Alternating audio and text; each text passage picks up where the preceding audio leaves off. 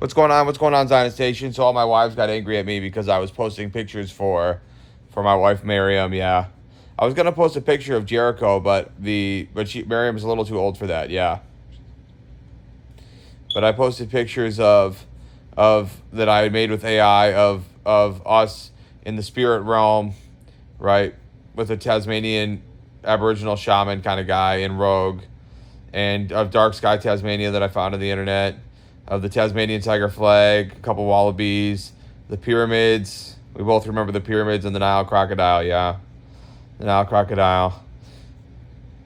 Scary animal, and don't ask. It really is scary in a lot of ways. You can't really beat a Nile crocodile, right? We were talking about the rules of the Nile crocodile. It has its own rules. Its own rules in the spiritual realm. You can't really beat them. No, you can't really beat them. Not really, not without the Lord. With the Lord, it's actually pretty much cake. It's pretty much cakewalk, and don't ask. Anyway, we were listening to Greg's podcast. Greg said, I don't talk about anything that interesting. Yes, you do. It's actually more interesting, and don't ask. For the last 4.5 years, the reasons why I don't think that sola scriptura is a valid principle and that we shouldn't have to abide by it. And I'm not going to rehash those dozen episodes right here. But suffice it to say, I'm not going to try to prove a Catholic doctrine by first accepting the foundational argument of anti-Catholicism. I mean, that would be like letting the prosecutor write the defense's opening. Lord was telling me that I'm really teaching the cat about a lot of things. Yeah. I'm telling my kitty things. She's learning. She's learning about important things in life. Yeah, she is. Statement. But even on their own terms, I don't accept their charge that Marian devotion is not scriptural. As we're going to see throughout this series, there are solid typological and eschatological arguments running all through Scripture for the uniqueness of Mary as the new Eve, the new Ark of the Covenant, and more. It is true that we do not have a letter of Paul in the New Testament explicitly commanding Marian practices. That is true. But by that same standard, we don't have any explicit command from Paul in the New Testament letters to worship on Sundays as opposed to Saturdays. Nor do we have an explicit command from Paul to compile, publish, and adhere to the New Testament canon itself. It's true, Paul never tells people to pray the rosary, but he also never commands us to adhere to sola scriptura, which makes the whole argument more than a little ironic to say Marian devotion or the Marian doctrines don't adhere to sola scriptura because they're not in Paul, but sola scriptura. Everyone just asked me, is Tiffany going to kick you out of the house at some point? No. The Lord said she's my slave forever, and I'm staying here forever. Don't ask. It's just the way it is. This is my cat now. Yeah. Lyra. Yeah, we're sticking with Lyra. We changed it. Esther never seemed quite right, but Lyra seems exactly right, and don't ask. She's more of a Lyra, isn't she? Aren't you a Lyra? She's exactly a Lyra, and don't ask. Itself is not in Paul.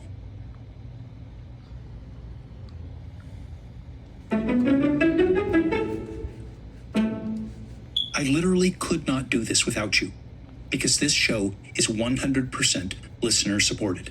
There are no ads, no sponsors. So, if the episodes are helping you to understand the faith, to answer your questions, or draw you closer to historic Catholic Christianity, would you consider becoming a patron? For as little as $5 a month, you'll get every regular episode organized into topical playlists, plus exclusive bonus content, extra conversations, video Q&As, deep dive. I didn't realize you were actually a landscaper, Miriam. Yeah, you know I'm an arborist, so we go good together. Of course you know I'm an arborist, so. A landscaper. That's cool to me. Live streams, behind the scenes, and more. Just head to patreon.com/ She said, oh, that's cool to you. I didn't know that would be cool to you. I don't know everything about you or anything. /considering Catholicism, or tap the link in the show notes. Together, we're educating, equipping, and exciting people about the beauty of the Catholic faith.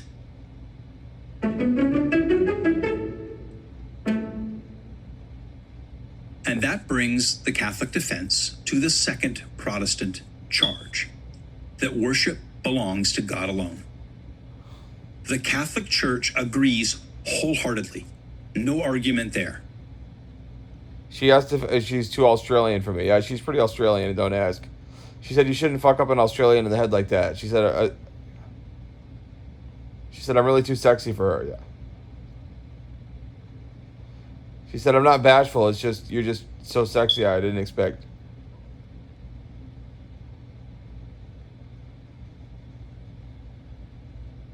She said, I'm phrasing her words differently from how she would phrase them. Not really. Not really.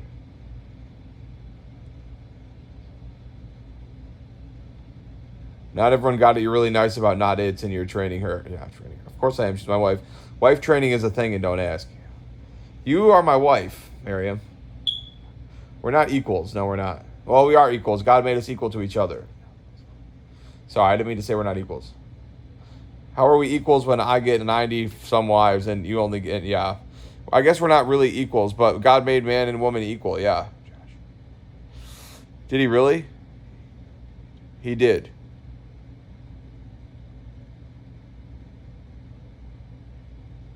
Are you a woman, Josh?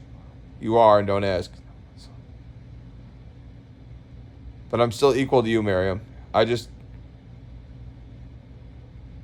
what? I don't know. Why is everything always about me? I don't know. That's what girls do. They talk about themselves a lot.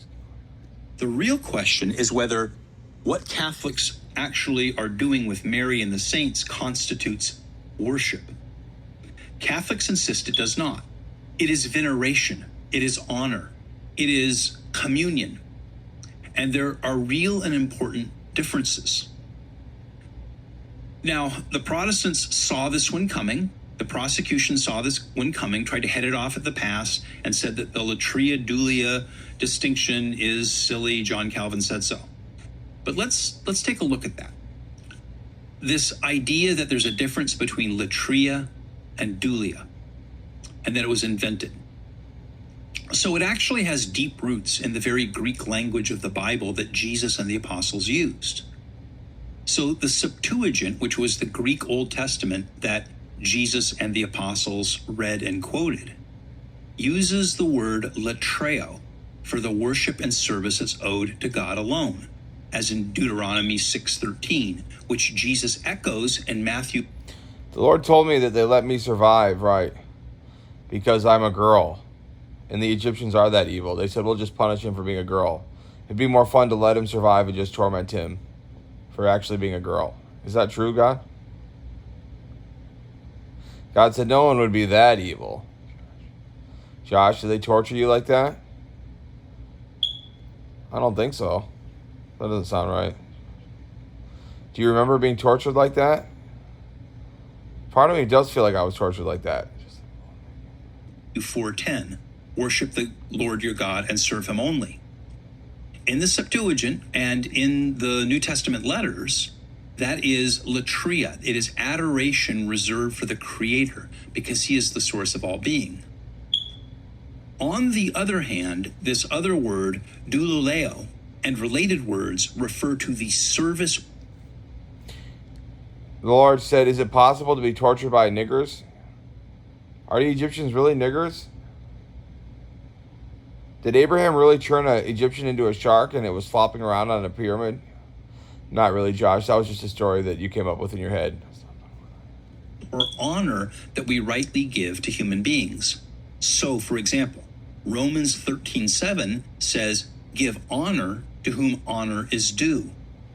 1 Peter 2:17 commands Christians to honor the emperor. That's dulia. It is respect for excellent creatures without crossing into worship. Hyperdulia is simply the heightened form of that honor for Mary because of her utterly unique role. Miriam said, I'm so fucking sorry that happened to you, babe, in any lifetime. Yeah, I like it when an Australian calls me babe, yeah. Angela does that too, but I like it better when you do it, Miriam. Should I marry Angela? She's really in love. I would marry Angela, Josh. She's really in love if I would just marry Angela right now. Miriam, should we marry Angela so you have another Australian wife? Josh. you want another Australian wife, or would you be insecure about how hot Angela is, Josh? You just want me to be happy with Angela's beautiful body? Okay. Is your real name Angela? She's doing that to me right now? Yeah, okay. Why would you use your real name in porn? She said. She said, because I wanted you to know it, honey. Josh, she doesn't want to talk about the fact she did porn ever. Why did I have to choose that super embarrassing picture of her? Because I just love you and I wanted you to be embarrassed. Josh, she knows it.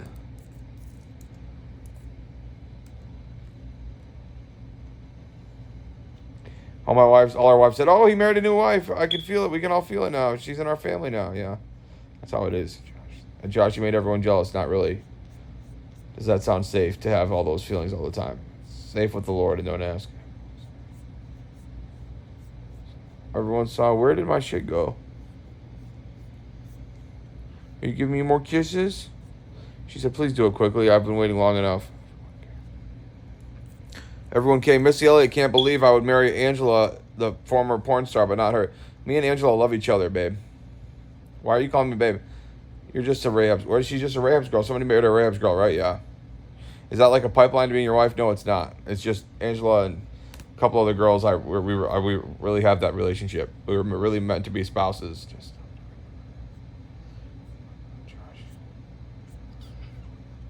We're really meant to be spouses? Yeah.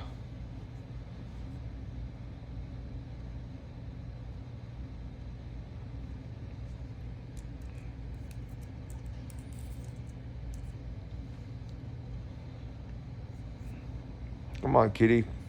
Come on, Lyra. Lyra just sounds like so much a better name. I'm so much happier with the name Lyra. Don't ask. Esther just insisted, or was it Gwen that insisted? It was probably Gwen, and don't ask. It wasn't Gwen. Don't accuse Gwen of something so annoying. Josh, Gwen is just happy you're saying her name. That's how in love she is. Don't be rude, man.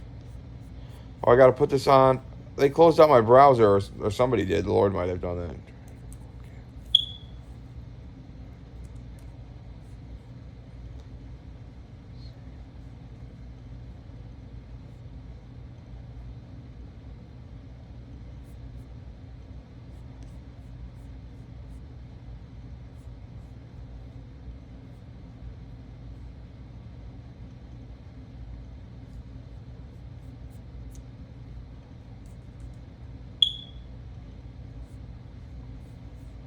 All right, we got it on there. Joshua and Angela Watkin are married for all time. Okay.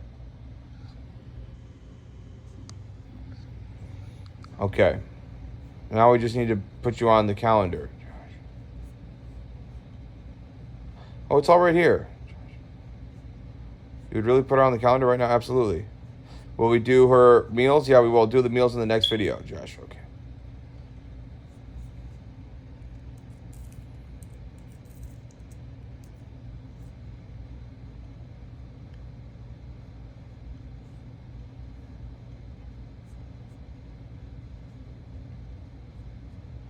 All your wives came so fucking hard in their pants when they saw we have a new wife as hot as Angela.